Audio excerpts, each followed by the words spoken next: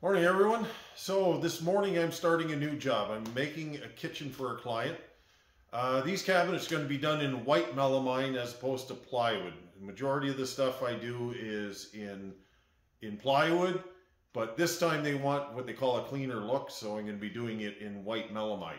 So I want to show you what I'm doing, how I make this, and why I do it. Melamine cabinets are the easiest ones you can make.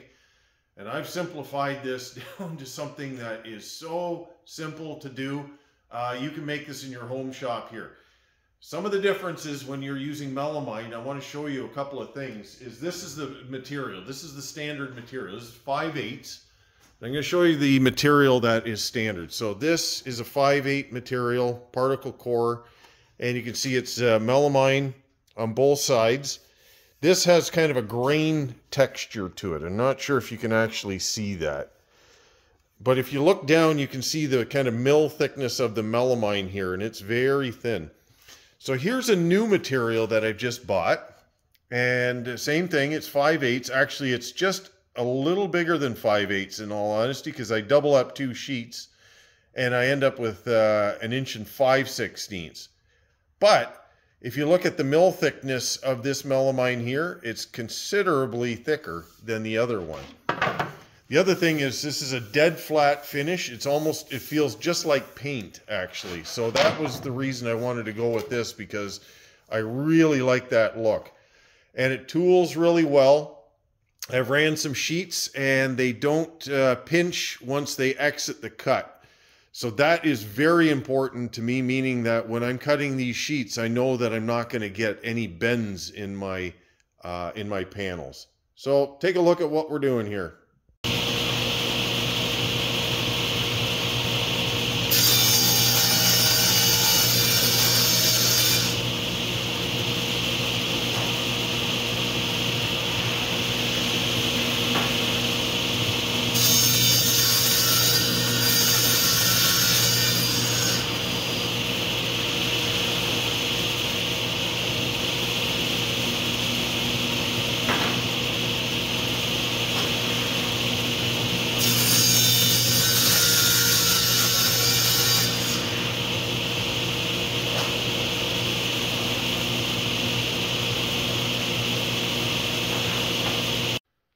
Going to show you one thing right here.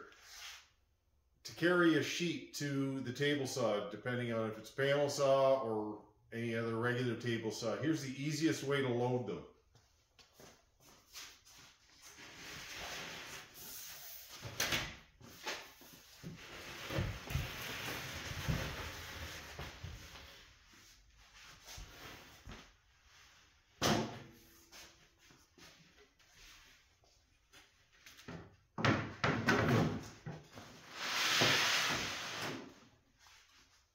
There you go. You don't have any lifting. You just slide it along, lay it down, flip up the corner, and hardly any weight is put on your body doing it that way. So I got to put some edge banding on a couple of pieces here. These are for my Lazy Susan corner. So if I want to put on PVC edging, this is what I use. It's 3M20 spray adhesive. You can pick it up on Amazon. Now, when the cans get almost empty, it's hard to spray horizontally like that. Vertically, it's no problem. So I use the half-empty cans for doing this, and anything I got to go down flat, I use a full can, which is this. Just allows me to use up all the material, and then I know when this one's empty, and then I don't have these half cans lying around all the time.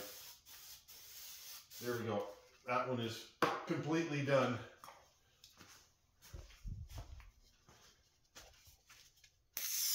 Oops.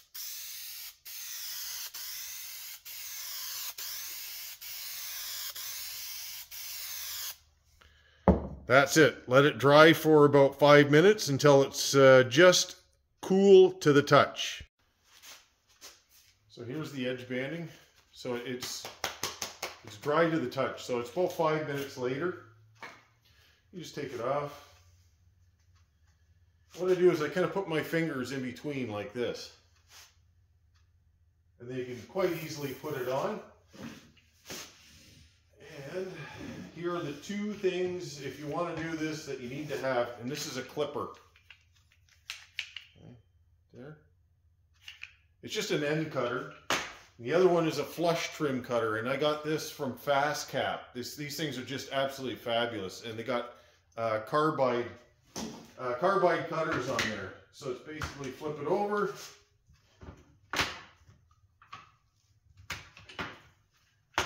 from the end,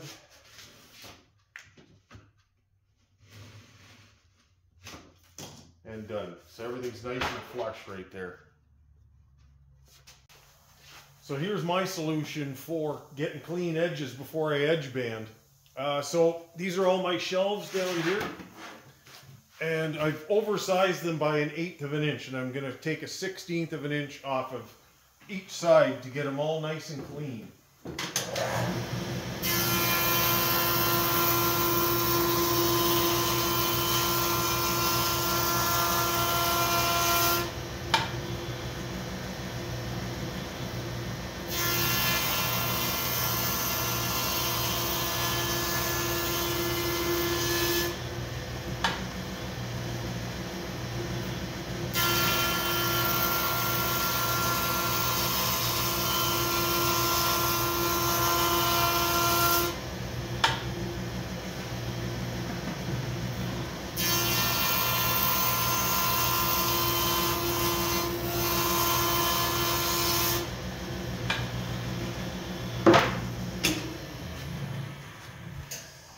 Take a look at that.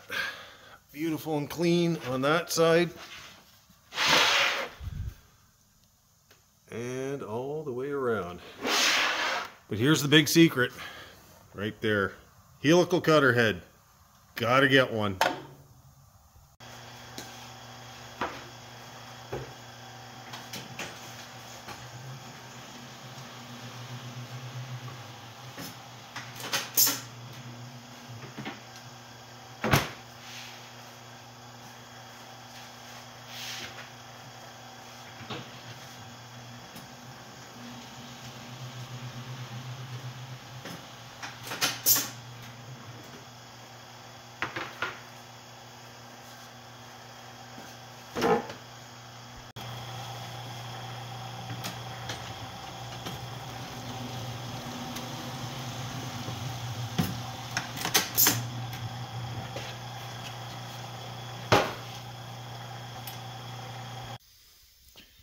Alright, so got everything all edge banded. It's the end of the day. I got multiple piles of different things. I got shelves. I got rails. All the gables there. I got the tall gables all here. And various other parts. I've got all my drawer material edged over there. And bottoms and tops. So everything is ready to be trimmed for tomorrow. So here's my basic floor plan, and you can see on here, you'll see it, these dots, red, red, red, and then green. So red meaning the first dot is gables, bottoms, rails, and then the green shows me that I'm done. So this way I don't have to do any spreadsheets whatsoever, because I know all my standard widths and heights. So once I have that, all it is just calculating the bottom as I go, and I know what they are just by looking at them now, and I don't have to do anything other than cut parts. So here's what's left after the cutting. I got 2 garbage cans full of tailings, and I got 2 part sheets that are left over, but that's not too bad from cutting 22 cabinets.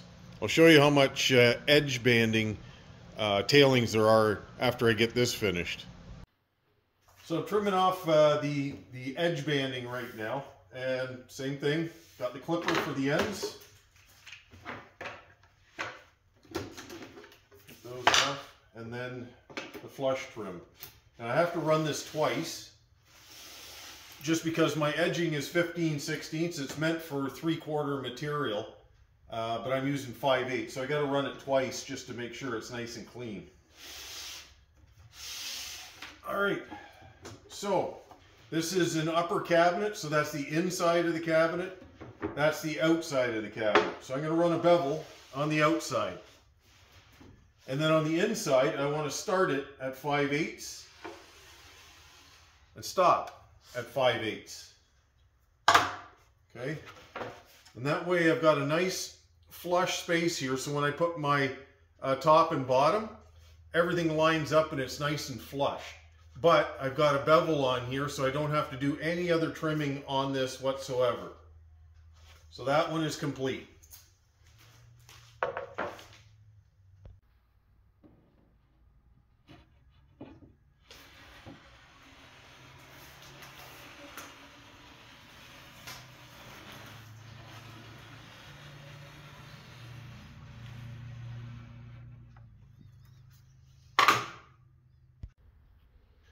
So here's what 23 cabinets looks like with the edge banding cut off. That's quite a bit of tailings, isn't it? Okay, assembly time. So I'm making a blind corner, 36-inch blind corner, blind corner right. I got a hinge, and then I got to put a panel on the one side for the blind. So I need to hinge only one gable. So this one here, my left gable needs to be hinged. So I've got a jig here that's for my standard 36-inch high upper cabinets. So I set my bottom hinge for 3 inches, and then this is also, it's 3 1/8 off the top, because my door sits 1/8 of an inch below my top. That way I can put kind of moldings, and then I get that nice even 1/8 of an inch all the way around. So I've drilled this with 3/8 holes, and I have a 3/8 centering bit here. That's what I use for setting my hardware. And it's always much easier to do it while it's on your bench as opposed to trying to climb inside of a cupboard with a drill. So all I'm doing is just prepping the holes so that I can put the hardware on. There we go. So all my pieces are pre-cut. Now here's the secret. I'm butt gluing and nailing this, and this is the glue that I use. It's a melamine glue, okay, from Tight Bond. This stuff is just absolute magic. A friend of mine told me about it, and I was kind of skeptical about it until I tried it, and it was, oh my goodness, that is just fabulous.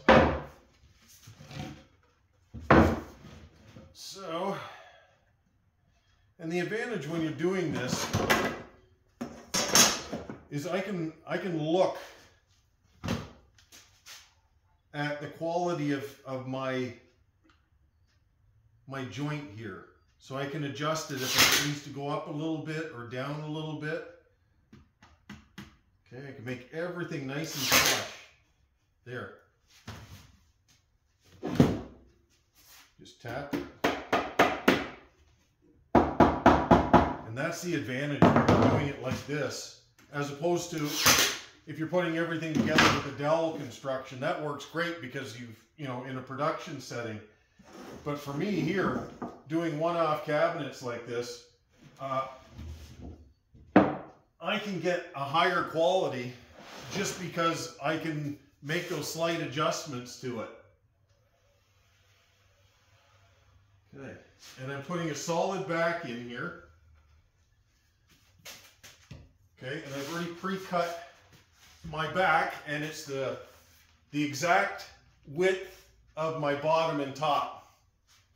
And all I do is set it for about 1/16 of an inch from the back. Okay, and 1/16 of an inch is very easy to eyeball. I don't have to measure it, I don't have to do anything.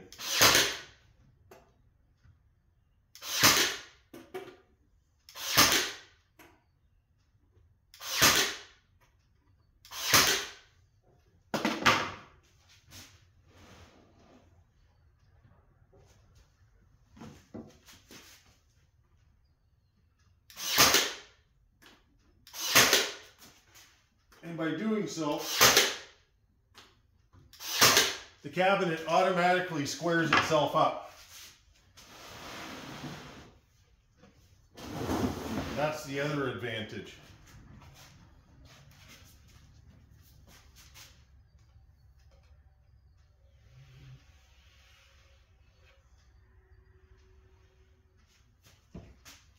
Oops.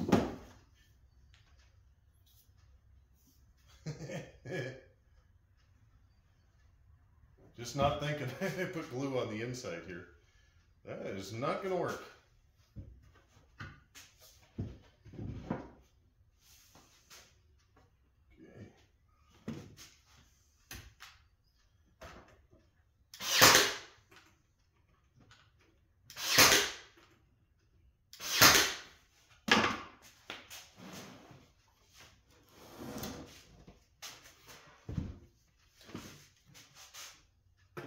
It doesn't take too long to do this.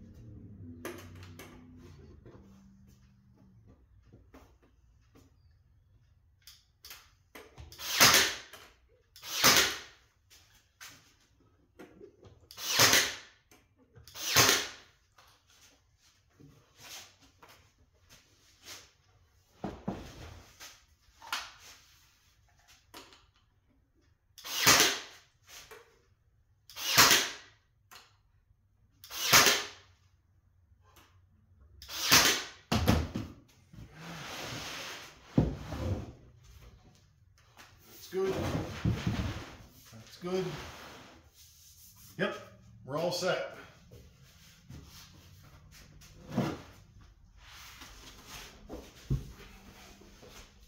So take a look.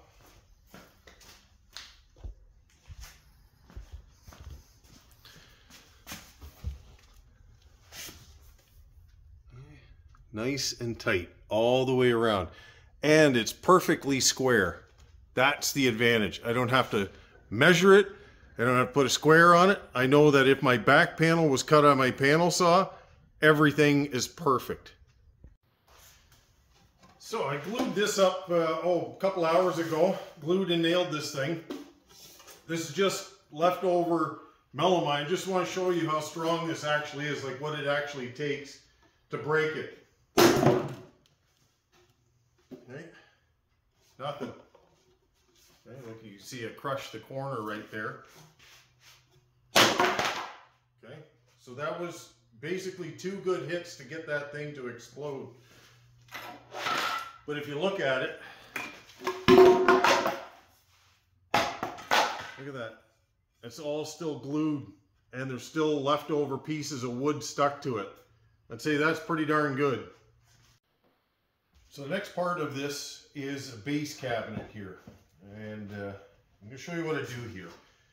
I've shown you this in the past. This is a jig that I have for drilling for all the components that I have. So if you look here, they're all listed for if I'm putting in a 4-drawer unit, meaning 1 drawer here, here, here, and here. So it's basically a 12-inch, 5 7/8, 5 7/8, 5 7/8, and then a gap at the top here. So this is just basically these holes in here. I got 2 for hinges and hinge holes for the hinge plates, I should say. But then these ones are just for the centering of this track here. So one hole is going for here and here. And this is just so that I can mount the track to my gables and then I can just finish it off with some other screws. But all I do is I line this up. So I put this at the bottom here couple of spring clamps. All right, and then all I want to do is this is going to be a cabinet that is got a top drawer, and then it's going to have a pull-out garbage can on it, so I don't need to put any kind of hinge plates on it or anything like that. So all I need to do is just get the two track holes in here. All right, so this is a left side gable. So right there, I got two holes. And here we are. And these are system screws, 5mm system screws right here. And all I'm using them for is so that I can center this in one position, and then I follow in behind with little 5/8 screws.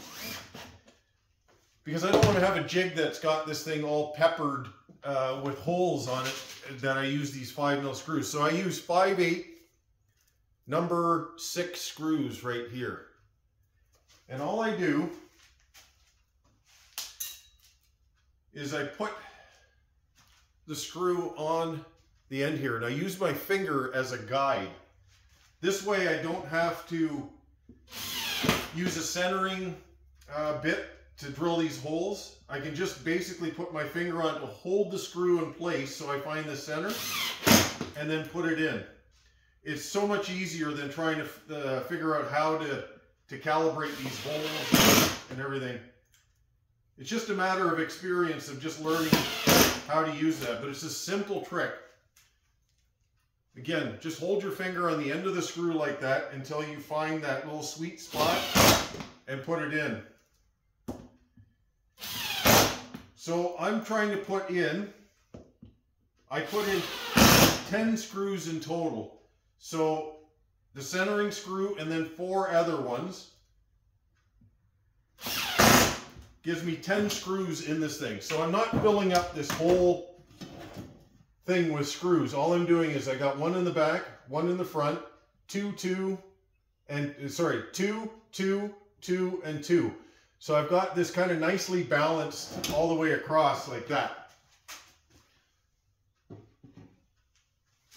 And then the same thing we'll do on the right side gable, and then I will assemble this thing.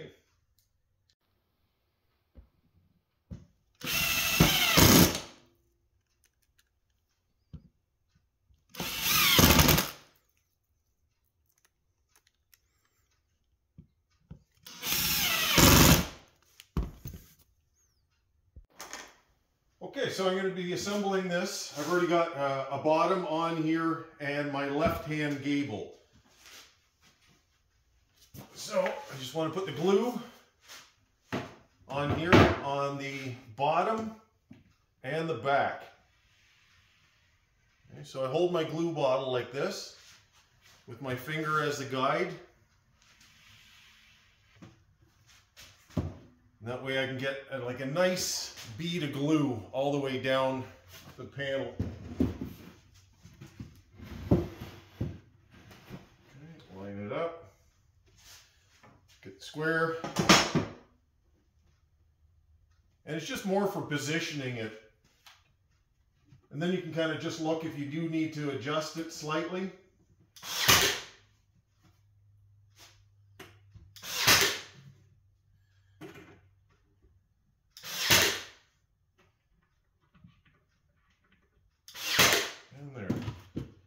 And then I put one screw here, and all that does is just gives it a little bit extra.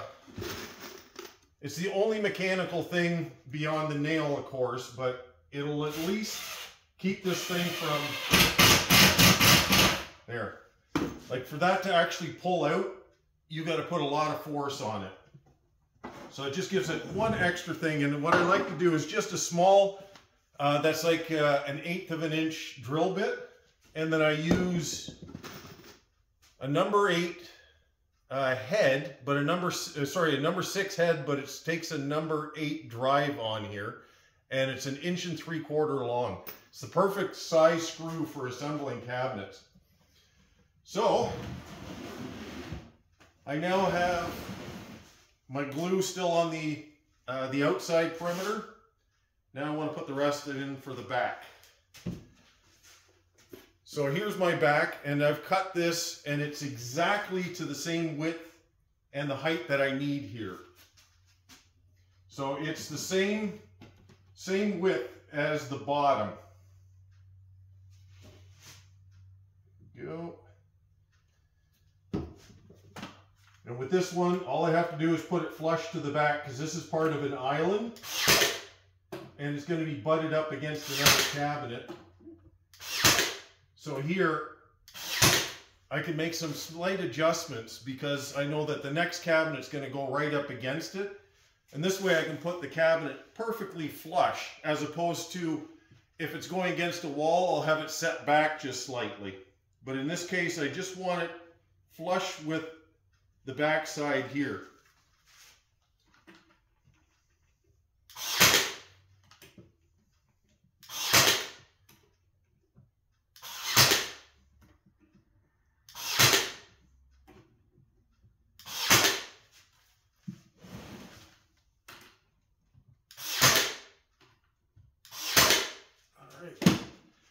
Back rail.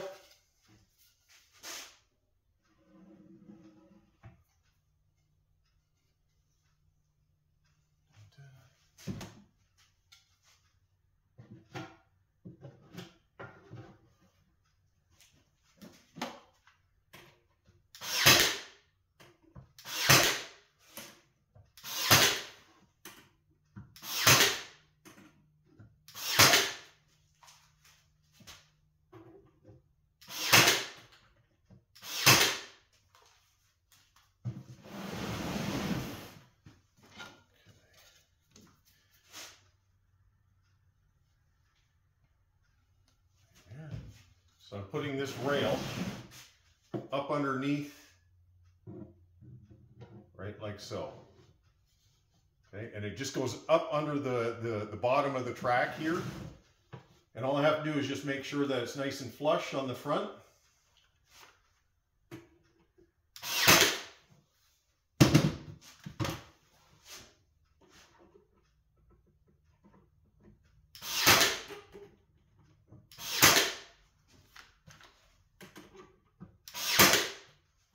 And you get used to how to make sure that this thing is actually flush just by eyeing it. Like I can eyeball that to make sure I get that actually pretty straight. You can mark a line if you like. After a while you get used to how it actually works. Okay.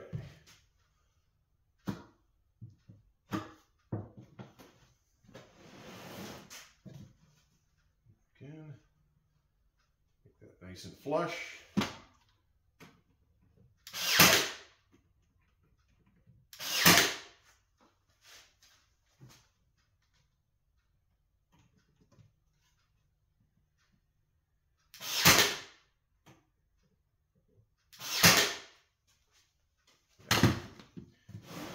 Same thing, I'm just going to put a screw in here.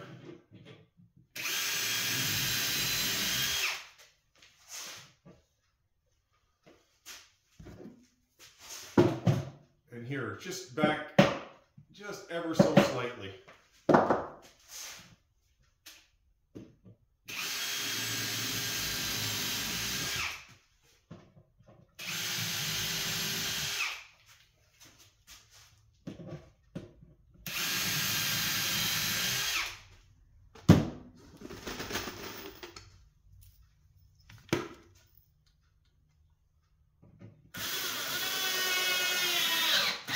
And I'm not bothering putting a screw there because it's not necessary, because this is just basically a rail as more of a divider than anything else.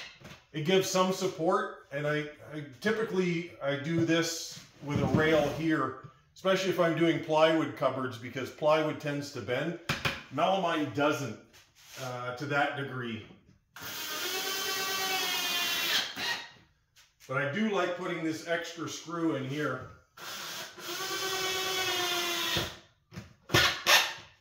Just to give it a little extra support. And I don't countersink these screws in here, because with that 1/8 of an inch bit, it'll pull it in and you get a nice tight round circle with that type of screw there. And you get a nice flush look to it. So there you have it. You've got a perfectly square cabinet. I don't have to do anything to it. Take a look.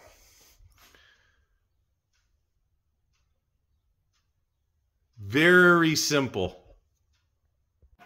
All right, so all the cabinets are put together and I've got them all sitting on carts and just loaded up, ready for the doors to be finished off. So at the end of the day, I spent probably about 1.5 days assembling these things. It usually takes me about a half an hour per cabinet to assemble. And then I roughly budget about an hour for each cabinet to get it to this point. And then I still have to make the doors and the drawers, of course. But the key to this whole thing is being able to cut accurately. If you can't cut things square and accurately to length, this won't help you at all. But if you have a way of doing that, even with just a regular table saw, if you've got a good blade on it and a good fence, there should be no reason that you can't produce cabinets of this type of quality. But the biggest thing is keep everything square and keep everything to the right tolerance. And when I mean that, I mean if you want a cabinet that's 33.5 inches, it better well be 33.5 inches when it's all done. So here again, I check this corner to corner, 38 inches, 38 inches, so that's bang on. And when I screw this thing to the wall, I've got a 5/8 back on here, and it's all been perimeter nailed all the way around and glued. I have never, ever had a cabinet come off the wall because it disassembled or anything like that. I find this to be actually stronger than a dowel construction or a biscuit construction. So the last thing is to clean off pencil marks, because I pencil like where the dividers go. I know what my tops and bottoms are. Lacquer thinners, just peels off pencil just like that. So there's a line in here where my center divider is. There. It's all gone. So here, take a look. Again, everything's in position. Okay, and that was all pre-done before I assembled. Anyways, have a great day.